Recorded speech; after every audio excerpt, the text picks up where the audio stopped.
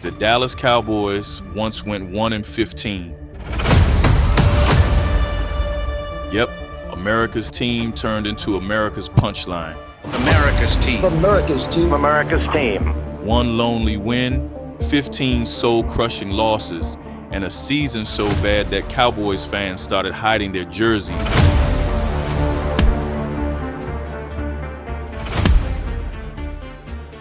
Like they were in witness protection.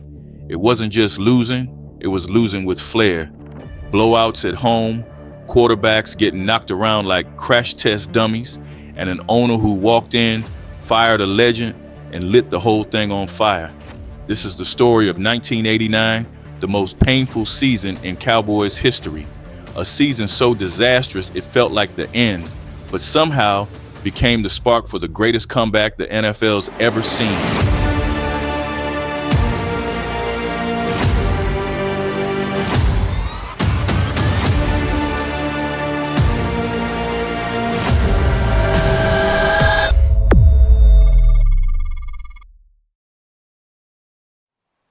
For 2 decades, Dallas was the NFL's gold standard.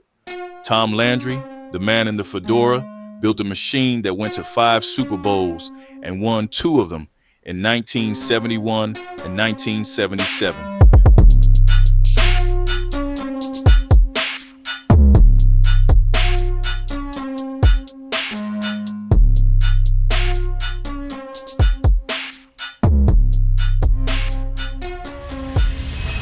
Cowboys weren't just good, they were America's team. Consistent winners, flashy stars, and a playbook that made defenses sweat bullets. But by the late 80s, the empire was cracking. After a 3-13 finish in 1988, fans thought, hey, at least it can't get worse. Spoiler alert, it did. In 1989, the Cowboys went 1-15. Not bad, but scrappy. Not injuries derailed us. No, this was catastrophic. Their only win came in Week 9 against the Washington Redskins. Fun fact, that victory is still considered one of the biggest upsets of the decade, which tells you everything about how low expectations were. And if that collapse wasn't painful enough, the real drama was happening off the field, because the Cowboys were about to get a brand new owner who walked in swinging an axe at the franchise's most sacred figure. This is a soap opera 365 days a year. Get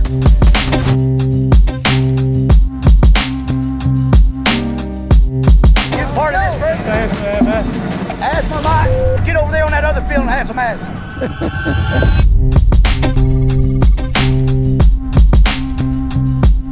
Enter Jerry Jones, Arkansas oil tycoon turned NFL owner. His first move, fire Tom Landry, the man who literally built the Cowboys from scratch. The arrogance of bum-bright Jerry Jones and Jimmy Johnson to show up in Dallas before Landry's been told he's fired boggles the mind. After 29 seasons and 2 Super Bowls, fans treated it like a crime scene. In his place, Jones hired Jimmy Johnson, a college hotshot from Miami. Johnson knew how to win with swagger, but the NFL isn't the ACC, and in '89, he got chewed up. The roster was ancient, the defense was porous, and the offense couldn't scare a junior varsity team. To put it bluntly, Jerry Jones started his reign by flipping the franchise upside down. When I bought the team, I had a vision of what the game could be. Cowboys fans weren't mad just at losing. They were mad at the audacity of change itself. But if you think leadership drama was bad, wait until you hear about the quarterback situation, because Dallas turned it into an NFL reality show.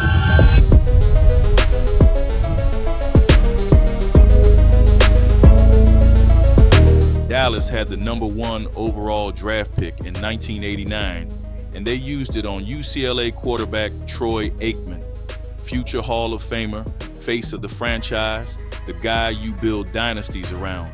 If given a choice, I'd prefer to be drafted by a warm weather team or the Dallas Cowboys. Troy Aikman, quarterback, UCLA. Aikman's going to be a star in this league. Jones and Johnson couldn't resist hedging their bet. They also grabbed Jimmy Johnson's former college quarterback, Steve Walsh, in a supplemental draft, giving up a future first-rounder to do it. What followed? Chaos.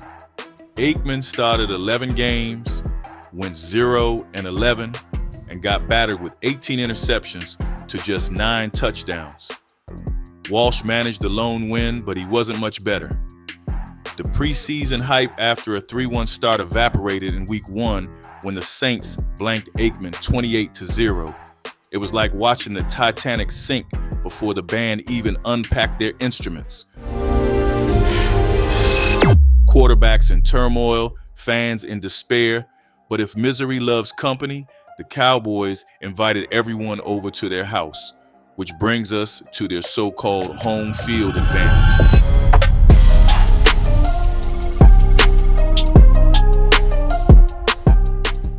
The Cowboys didn't win a single home game in 1989. 0, zilch, not one. Texas Stadium, once the fortress of America's team, turned into a haunted house with no escape route. That futility created a 14-game home losing streak spanning 2 seasons, the kind of streak that makes ticket holders demand refunds and therapists. Even the Rams in 2008 joined that same infamous club. It wasn't just bad, it was humiliating. Cowboys fans stopped booing by November. They just sat there, like watching a bad sequel to a movie you used to love. And if the crowd was dead, the defense wasn't far behind, because those guys couldn't stop a leaky faucet.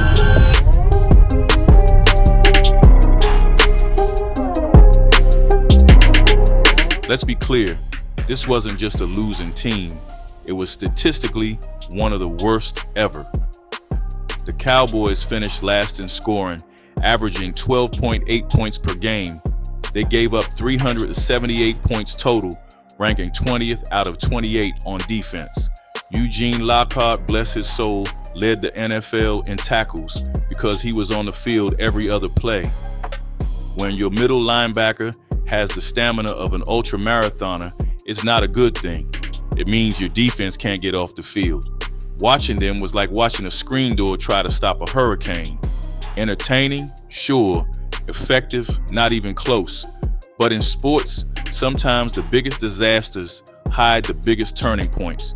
Cue one of the boldest trades in NFL history.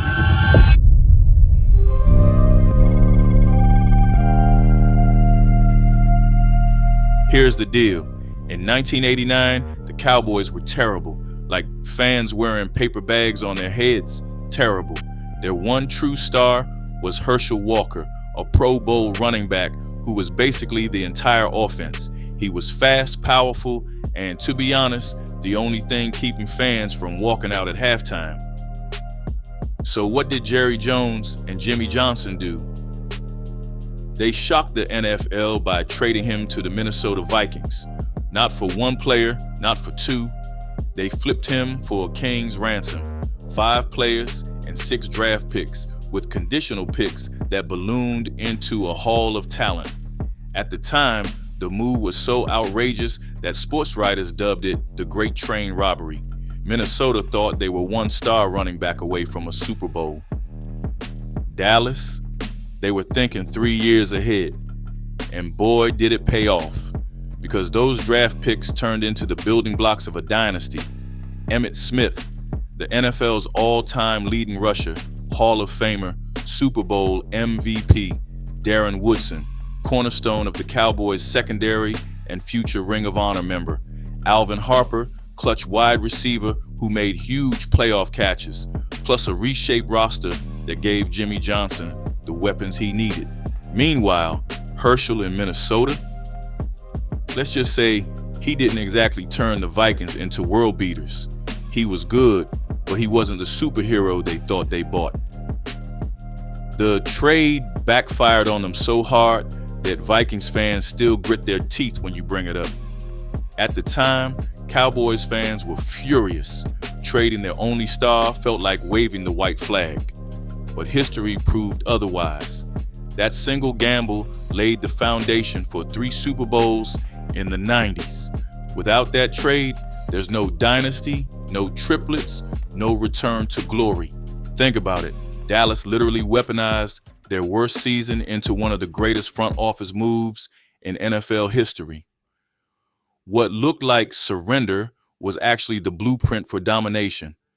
Of course, even while the future was being drafted into existence, 1989 still had to be played out on the field. And buried in the rubble of that season were a few silver linings that hinted at better days to come.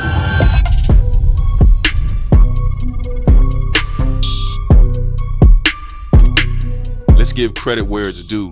Rookie wideout James Dixon set records with his kickoff returns. Eugene Lockhart earned All-Pro honors despite carrying the defense on his back. Most importantly, Troy Aikman got his trial by fire. Yes, he went 0-11, but those bruises shaped him into a 3-time Super Bowl champ. And Michael Irvin, though injured for most of the season, was on the cusp of becoming the playmaker. The DNA of a dynasty was there. It just needed time to grow. And boy, did it grow. Because just 3 years later, the Cowboys went from laughingstock to lifting trophies.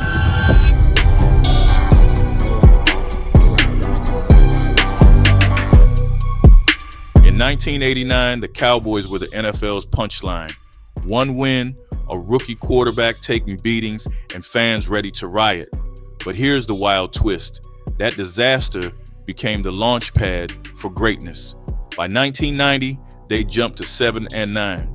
By 1991, they were 11-5 and even won a playoff game. Then in 1992, just 3 years after hitting rock bottom, they went 13-3 and blew out the Bills 52-17 in Super Bowl 27. Aikman, Emmitt, and Irvin, the triplets, were born. They repeated in 1993, added a third title in 1995, and turned one of the worst seasons ever into the foundation of a dynasty. From 1-15 to 3 rings in 4 years. It wasn't just a comeback, it was the greatest rebuild in NFL history, which just proves sometimes the ugliest season is really the setup for the most beautiful payoff. The 1989 Cowboys weren't just bad, they were historically, comically, soul-crushingly bad. But here's the twist. That nightmare wasn't the end. It was the beginning of one of the greatest comebacks the NFL has ever seen. From 1-15 to 3 Lombardis in 6 years, Dallas showed that even rock bottom can be the foundation for a dynasty. And that's the beauty of sports, right? The lows make the highs sweeter. The heartbreak sets the stage for history. Cowboys fans who stuck it out through the paper bag years got rewarded with parades, legends, and memories that still echo today. So here's my challenge to you. Think about your team's darkest season. Did it lead to something better? Or are you still waiting for that bounce back moment? Drop your story in the comments. Misery loves company, and trust me, Cowboys fans will feel your pain. If you love this roller coaster through one of the NFL's wildest turnarounds, hit that like button. And if you want more deep dives into the disasters and dynasties that make sports unforgettable, subscribe and join the ride. Because in football and in life, sometimes you gotta survive the worst season ever to appreciate the best one. How about them Cowboys?